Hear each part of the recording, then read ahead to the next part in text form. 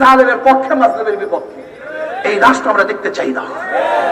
আমরা রাষ্ট্র দেখতে চাই যে রাষ্ট্র অসহায়, বিধবা, মিসকিন, এতিম, চালিত, জেলে, তাঁতি, কামার, মজদুর, মুচিদের পাশে দাঁড়াবে। যার যত প্রাপ্তি তাকে সেই প্রাপ্তি দিবে, এর নামই রাষ্ট্র।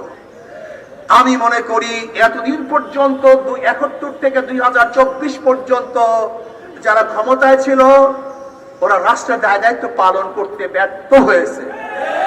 ইসলামী আন্দোলন বাংলাদেশে কি চায়? ওদের সব জায়গায় ধোঁকামি। যারা নৌকা নিয়ে নির্বাচন করে নিজেরা নৌকা চালাতে পারে না, যারা ধানের শীষে নির্বাচন করে নিজেরা ধান কাটতে পারে না, যারা নাঙ্গল নিয়ে নির্বাচন করে নিজের নাঙ্গল বইতে পারে না, যারা কুঠার দিয়ে নির্বাচন করে নিজেরা কাঠ কাটতে পারে না, যারা গরুর চাকা নির্বাচন করে নিজেরা গরুর গাড়ি চালাতে পারে না। তার মানিটা সমস্ত প্রতীক গরিবদের। নৌকা চালায় কারা? গরিবরা। ধান কাটে কারা? গরিবরা। নাঙ্গল চালায় কারা? গরিবরা। প্রতীক গরিবদের, কিন্তু যারা নির্বাচন করে তারা একজনও গরিব না। ওদের প্রতীকের সাথে